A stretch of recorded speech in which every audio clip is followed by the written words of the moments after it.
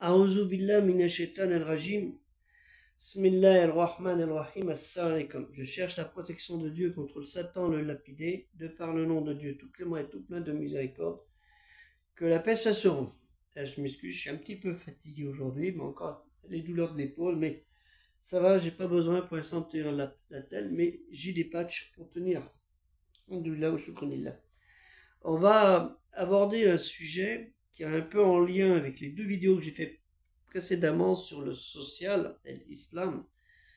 Est-ce qu'il existe vraiment, oui ou non? Et pour cela, ceux qui ont parlé de ces sujets, au niveau du sunnisme, il y a 4 écoles connues, il y en a une 5e, mais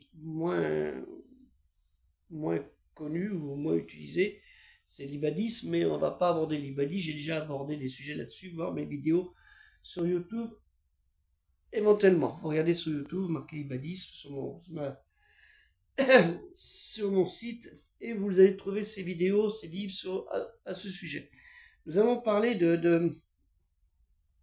des 4 grands juristes musulmans au niveau des grandes écoles musulmanes du sunnisme. Il y a le chiisme, mais on va aborder sur le sunnisme. C'est 4 imams connus que vous connaissez, Abu Hanifa, Imam Malik, Shafi et Hanbal. Donc il y a des livres à ce sujet qui sont très intéressants, sur l'imam Abu Hanifa. Vous avez ce livre très intéressant, assez bien détaillé. Donc, sa vie, son époque, ses opinions et son fiqh. On parle beaucoup sur la Hakida aussi. Donc, Abu Hanif, c'est le premier de ces grands savants, la première école qui a été créée, puisqu'il est né avant les autres. Donc, c'est en 80-150 de l'Hijra, ça veut dire 699-767 de notre ère. C'est le 8e siècle, on va dire. Un 7e, 8e siècle. Donc c'est très important, c'est que 680 de l'Hégire, ça veut dire que vous enlevez moins 20, c'est 60 ans après le prophète Mohammed sallallahu alayhi wa sallam, celui et la paix. Un livre très intéressant à lire. Naturellement, il faut les 4. L'imam Malik, qui l'a suivi, qui lui serait né vers 93-179, c'est-à-dire 711-795, donc nous sommes au 8e siècle. Déjà, oui. Là, ça fait 7e, 8e le premier, et là, c'est le 8e siècle, la fin du 8e siècle, carrément. L'imam Malik, dont une grande majorité des gens se représentent. Donc, à ce sujet, pour l'imam Malik, si vous prenez ce livre, je vous invite de l'imam Malik ben Anas à lire Al-Muwatta, donc vous l'avez en 2 tomes. C'est très intéressant, ça va avec, donc... Surtout qu'il n'y aura pas de jaloux, vous l'avez en français et vous l'avez en arabe.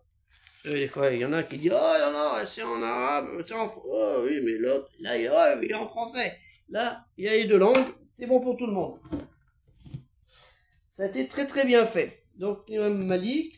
Le 3e, c'est Ash-Shafi, à 150-204 de l'Hégire, soit 767-820, donc on est le 8e et 9e siècle. 767-820. Ils sont très bien faits, ces livres. Des fois je vous pète, mais ceux-là je trouve qu'ils sont bien faits.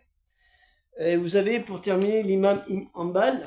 L'imam Hanbal, lui, nous sommes en 164-241 de l'Hégire, soit 780-835. Donc vous voyez, de 699 à 780, il s'est passé pratiquement un siècle entre ces écoles, le cheminement des écoles.